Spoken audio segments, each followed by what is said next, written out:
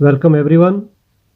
I am here with the topic Indian Constitution. In this topic, we will discuss key features of the Indian Constitution. भारतीय संविधान और उसके मुख्य लक्षण. The first one is federalism, संघवाद. Second one is parliamentary form of government, संसदीय शासन पद्धति. Third one is separation of powers, शक्तियों का बंटवारा. Fourth one is the fundamental rights, मौलिक अधिकार. And the fifth one is secularism, धर्म निरपेक्षता. And in this main topic, that key features of Indian Constitution, we will discuss all these thoroughly. First one is federalism. What is federalism? It is a system of government in which the power is divided between a central authority and various constituent units of the country. So it means that there will be the levels of the government where the powers will be divided, one in the central level and one will be in the state level. There will be more than two levels of the government. So Article 1 of the Constitution of India stipulates the federalism, where it says that there will be two tiers of the government and one the local government also, local level. So different tiers. So one is central, केंद्रीय, government for entire country. The second one is state, राज्य के लिए, government at the provinces or the states. And third may be the local level of a government, Panchayati Raj and municipality. So federalism at the central level, state level and the local level. So let us know deep about the federalism. संघवाद के बारे में कुछ ज़्यादा जानने की कोशिश. That different types of government and govern the same citizens. That in the central level also, state level also, the citizen will remain same. जो नागरिक है वो वही रहेंगे, लेकिन नागरिकों पर जो शासन है, but there will be jurisdictions that differs the existence and authority granted by constitution. और कॉन्स्टिट्यूशन उस पर जो है वो अथॉरिटी प्रदान करता है कि कौन कौन से अधिकार राज्य के अंदर में अधीन आएंगे और कौन से जो है केंद्र सरकार के अधीन आएंगे, सेंट्रल गवर्नमेंट के अंडर में आएंगे. So it says that fundamental provisions of constitution can not be change unilaterally. जो भी प्रावधान है संविधान में दिए हुए, जो दोनों लेवल की सरकारें हैं, राज्य की सरकार और केंद्र की सरकार, दोनों की सहमति होना बड़ा जरूरी है, consent of both levels of the government. Then the next one is that source of revenue specified to ensure financial authority. कि जो ये हमने डिस्कस किया था कि same citizen but jurisdiction differs, that is that the revenue को generate करने के लिए जो टैक्सेस वगैरह को कलेक्ट किया जाता है, and the rules which are made, that is that the citizen will be same but jurisdiction that differs. So that is according to the lists. So there are number of lists that on which matters the central level will make the laws and have authority over the citizens, as well as on which the state level have the authority over the citizens. So here are a few of the examples. Central list, for example, defense, foreign affairs, banking, currency, etc. That will be under the list of the central government.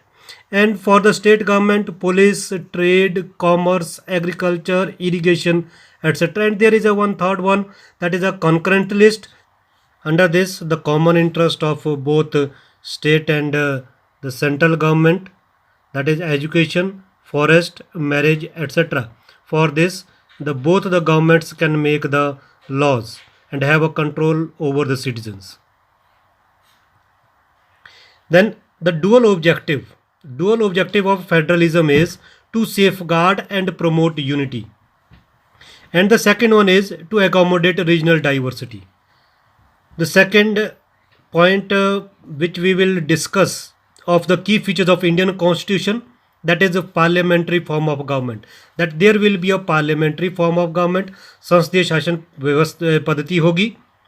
and in this parliamentary form of government, and that will be through the universal adult franchise, सार्वभौमिक व्यस्क मताधिकार, suffrage जो movement दिया गया है, under which that in India 18 years and above all citizens have the right to cast their vote, and they will elect their representatives for the Lok Sabha as well as for the Rajya Sabha.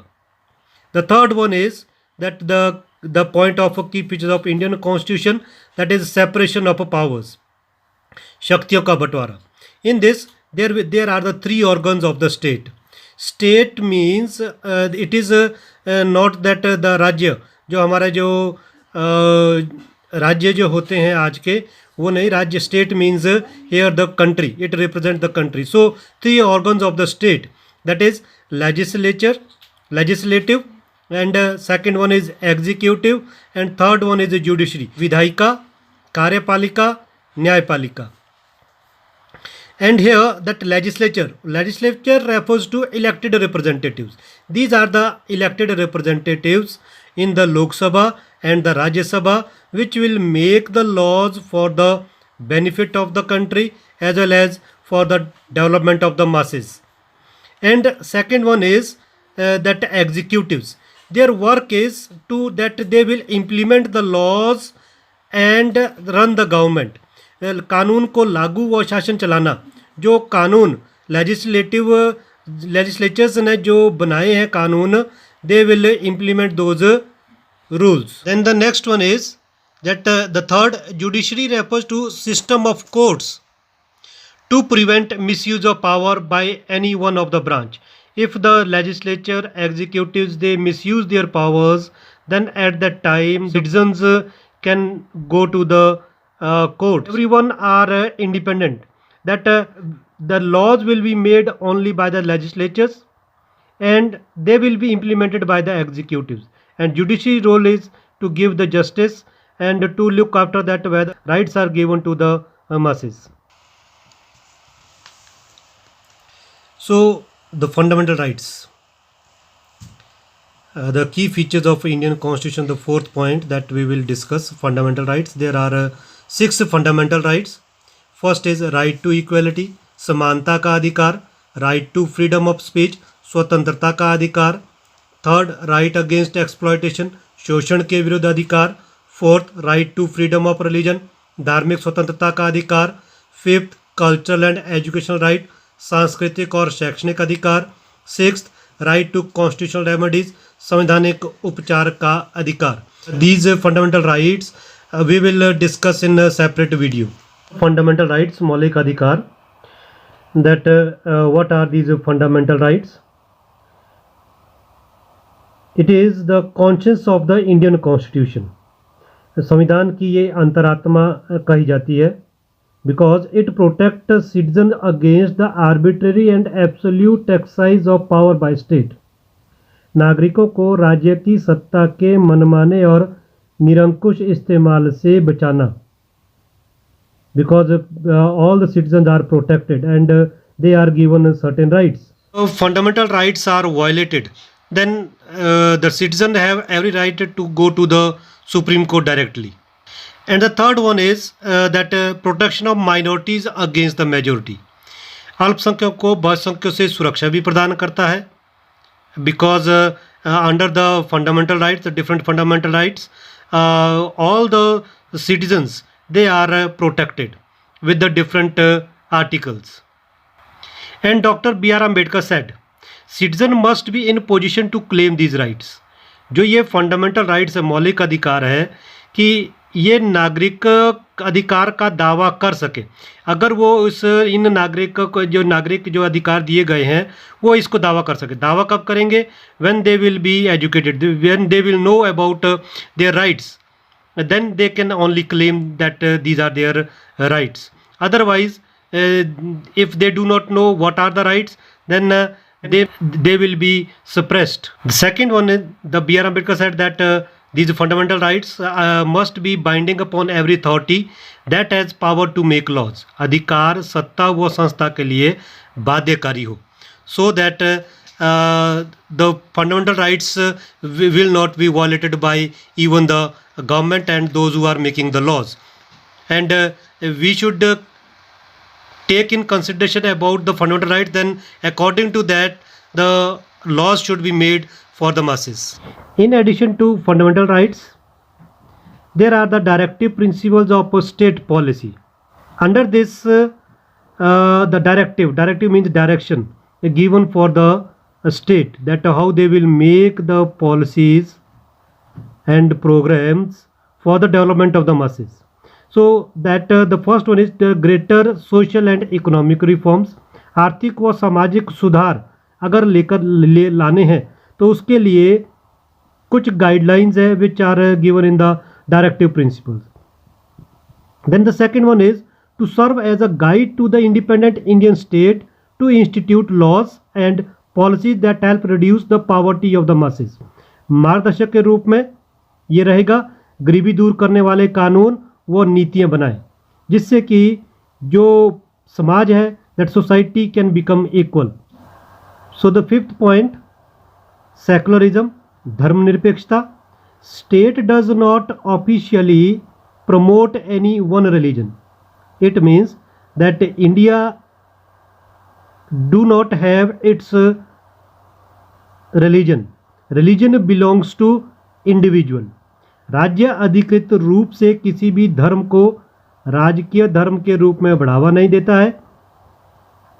Whereas that the religion belongs to individual. जो धर्म है वो लोगों से संबंधित है. लोग independent है that what type of religion, which religion और which sect they want to propagate and they adopt. But in front of law, in front of country, all the religions will be equal, they will be treated equal, and if there are certain things which are against the laws of a country, then in that the country can interfere. That community does not dominate another.